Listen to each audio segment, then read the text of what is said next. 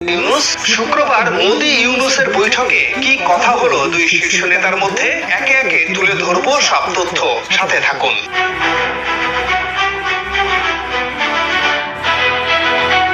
গত বছরের ৫ আগস্টের ছাত্র জনতার অভ্যুত্থানের পর টানাপোড়েনের মধ্য দিয়ে যাচ্ছে ঢাকা-দিল্লি সম্পর্ক। দুই দেশের সামাজিক, রাজনৈতিক ও বাণিজ্যিক সম্পর্কেও এর প্রভাব পড়ে। তবে একেবারে সাম্প্রতিক সময়ে এসে প্রধান উপদেষ্টার চীন সফর ও এর সফলতা ঘিরে ভারত কিছুটা উদ্বিগ্ন হয়ে পড়ে।